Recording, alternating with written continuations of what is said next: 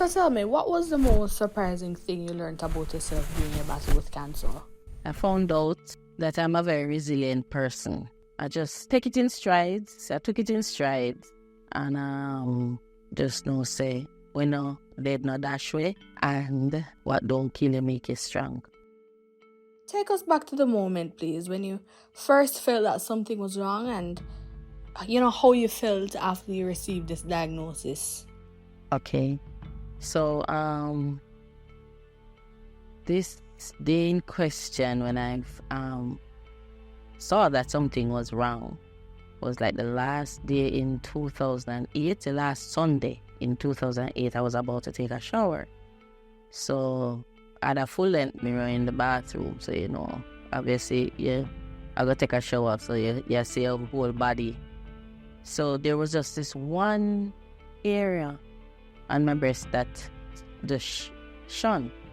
It was so shiny. So I'm saying, you're seeing a full and there's to just stand out. So we go and touch. And when I felt it, it felt hard. I was happy like, what is this? How's that? Can't warm home.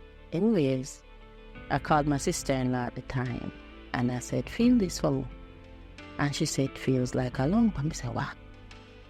Anyways, I took the shower and the whole time I was thinking, please God, don't make it be nothing. Please don't make it be nothing. And this was a Sunday and the Monday, when I came to work, my sister called me.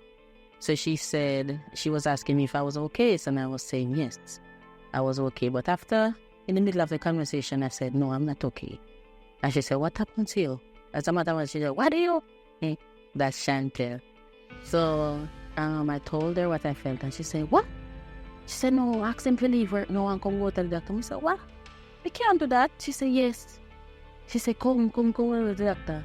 And I'm saying, all right. So I asked my supervisor and told her what was happening and she gave me the permission to leave. And my sister was there at the doctor waiting at me, park up long time, waiting. And then from there on, we did the ultrasound. He sent me to do an ultrasound. And when it got tested, the news came back. Yes, it was cancer indeed. And that was, I guess, the first time I broke down when the doctor said it is 98% cancer. And indeed, I have to do a mastectomy and so forth. So, but from there on, we had family support and so forth. So I just did what the doctors say and follow instructions as I said, did what the doctors say and thing. So many persons know that breast cancer can be life-threatening. But how was it for you? How serious was it for you to go through such an ordeal? When I met with the surgeon, he told me that to how high the lump is on my breast, if it is indeed cancerous, I will definitely have to do a mastectomy, no question asked, because it is too high up in my chest.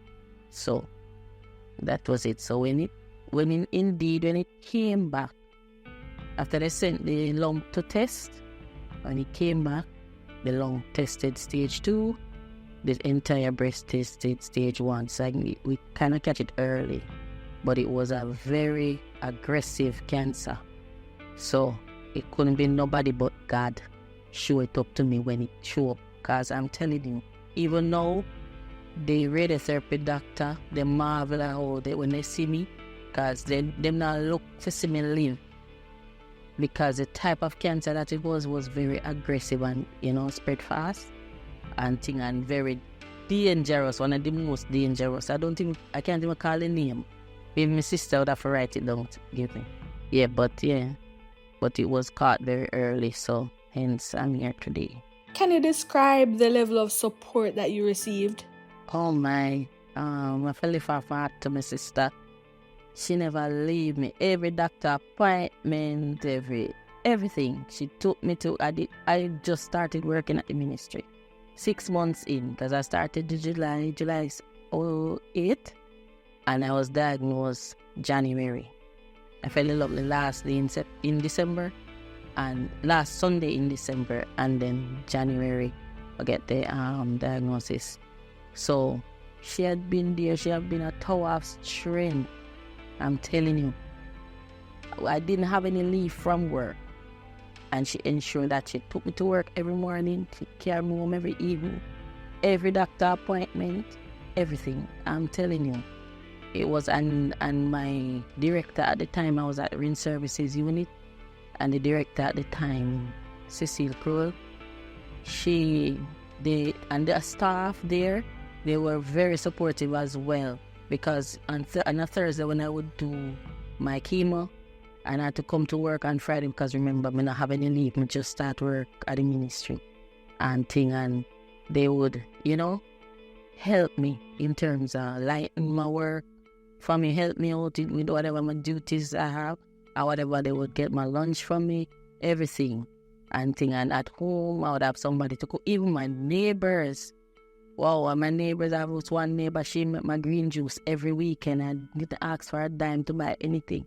She just ensures that I get my green juices, my bottles of green juices, and so forth. My uncle would cook for me, my sister, whoever, she would pass through. I'm telling you, the family support is there, and that is very important and integral in the whole process. What is your motivation? What motivated you to push through and to get this treatment? Well, I know that cancer is very dangerous, deadly, right? And I know that is something that them say delay a danger.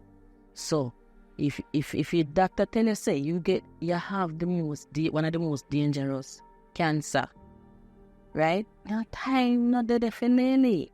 If you understand what I mean. You understand? No time, no definitely. A panda, say me no want lose my breast, or me no want this, or me no want that. You understand me? It is for just clockwork, act and do what the doctors say. You understand me? What really kept you going during your hardest days? And my hardest days, so like chemo, we needed the chemo. Say it's, the chemo is hard drugs, you have to say. You understand me? And it lick you down wicked. But I guess it, because I wasn't alone in the fight, I had the family support, it just knows that this too shall pass. You understand? This too shall pass, because as soon as the chemo wear out of your body, you feel. And it's another point in time when I broke down. The second time I can tell you I broke down is when I used to come and then my hair fell off and I had to wear the wig. And people used to like, because they know me like dress up. So no matter if I'm coming to work, I'm going out, me like look different, right? And things. So people in the building would see me, and they know when you start look, because the chemo make me black, the toe black, my finger black, everything about me just look different, and my eyes them look weird, and then we have on this wig, you understand, because the head bald. So coming to work back and forth, and things, you see people looking at you and so forth. So one morning in question, I was on the elevator going up, and everybody was just looking, but I prefer if you ask me what is happening. You better you tell me, say, "By Nikki, how you look so?" Because I know you this man, but me can tell you, say, so me I go through breast cancer, what have you, and thing. But when you just look and stare, it just kind of make me feel. I say, when I reach my desk and I sat down, me cry. I broke down. You understand me? But not that I'm feeling sorry for myself or whatever, but that's overwhelming feeling just came over me. And like my usual morning call, my sister called me after she reached work, and think she would have dropped me off. So after she called me and thing, and I was telling her that I was feeling down, and she always have a cheerful word for me and so forth. So yeah, it's just in the moment thing, What advice do you have for people who are looking on and they're seeing the changes in someone who probably going through the same thing that you did? Well, you most of the time you cannot tell when somebody have breast cancer if they don't share it with you.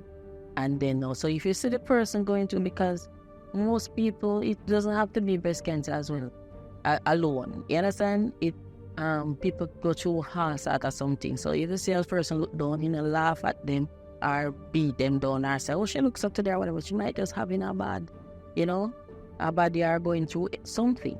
You understand? So if it's not a stranger, you know the person, you can say, how are you today? You look so bright. What's happening? You understand me? And so forth. A kind word goes a far way. What are some encouraging words that you have for someone who is currently battling either cancer or something similar? What would you have to say to them? Okay. My words of encouragement is just be strong. Be strong, don't think negative, and don't let nobody come to you with a negative. Everybody's body is different. You might know 10, 20 persons who die from it, but you have another 50 who survive from it, right? Hearing that you have breast cancer is not a death sentence yet. You understand me? It's just that you have to act quick and no fret. Frustration is what kills most people. So I would advise you, nobody worry about it. Just do what you have to do to the last end, right? If the doctor say X, Y, Z, because I know a lot of people who think the herbal way can work instead of going the chemo way, and people have different views on certain things. But based on my experience, I did the chemotherapy and it worked for me, right? So if I'm gonna encourage somebody, I'm gonna tell them, if the doctor say chemo, do the chemo. If the doctor say mastectomy, do the mastectomy. Nobody worry about who are gonna say I have one breast or whatever. You're not busy with them. If Bible tells us if you write an offense chapter, it might not be whatever, but it is literal. If you understand what I mean, because you can live. You have people who live 90 years old and them get breast cancer early and them live 50 years after. You understand me? Not because you do have some people die from it, but you have a lot of people who live after. You understand me? So you have to just keep an open mind. I say, and prayer. Prayer not need prayer, because God, if God not in it, it not going to work for you. You understand me? You can't live out God out tight and things. So there's no negative thinking. Just work, act fast. So young people, I always encourage them, do your self-breast examination. If you feel something or you feel like something off, go to your doctor. No matter wait, because delay is danger. Now wait and say, boy, I know nothing that man, maybe or whatever. Rule it out. Go and make doctor rule it out, say I know nothing. You understand me? So that's just my 2 cents.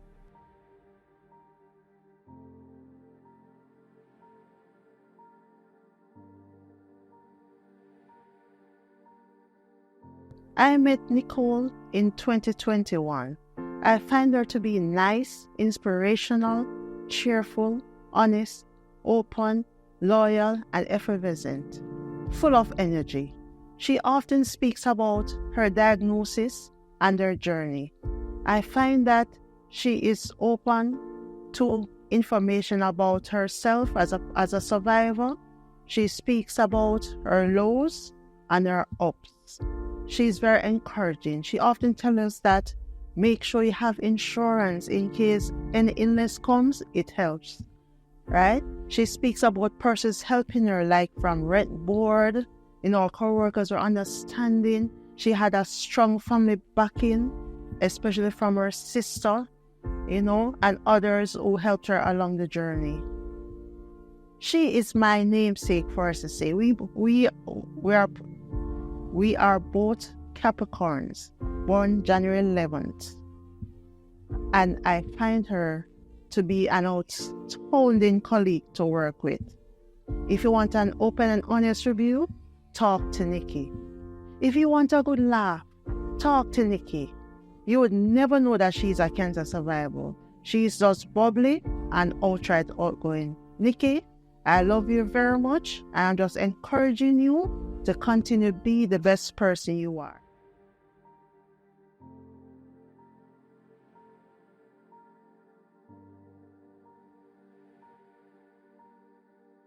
When I first met Nicole, we were at another co-worker setup. Lord Jesus. I saw her. I didn't know that she worked with us, but I saw this girl and she caught my eyes. And what caught my eyes the most, she had a plaster on her chest or the top of her breasts. So me being the person I am, I went over to her and I said, "What happened?" And she said, "Oh, I just did a biopsy. So we're testing for cancer." We had chit-chat then, and then we left, spot different part. Then I realized that she worked at the rent board. So I didn't really see her much, but when I caught up with her again, yes, it came back positive. She took off the breast then, and then I met her in the last phase of chemo where her hair probably was growing back and her nails. And then when I chit-chat with her, I realized, resilience, that's Nicole. I realized fearless, that was her. It's like she wasn't bothered by it. She was more to encourage other people, go and get tested, go and check yourself. It's not a death sentence. I was like, serious. Had it didn't been me, I wouldn't leave that chair. But being around her, she just let me feel that strength that if I get it, yes, I can fight it. Because 10 years ongoing, yes. And she's fighting it. She's not bothered by it. She's living her normal life. She's just up and about and chirpy. And being I would say my other half or my other hand, anyway you see one, you see the other. And at no point she's even bothered when she hear about people diagnosed that, what if it comes back? She's not worried. She's not worried about it. She just living her normal life.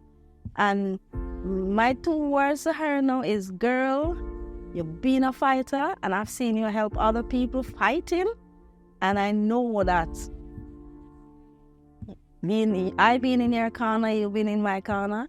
We can do more. We can even encourage other people that is being diagnosed and say, look, it's not a death sentence. Live your normal life.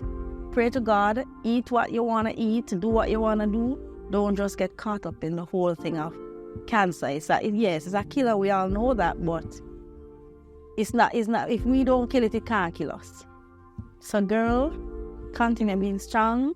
She at work, up on a boat. You'd never know. If you don't know, you don't know. So, that's my 2 cents to her. Big up to yourself. Continue fighting. Continue staying strong. And we know you win.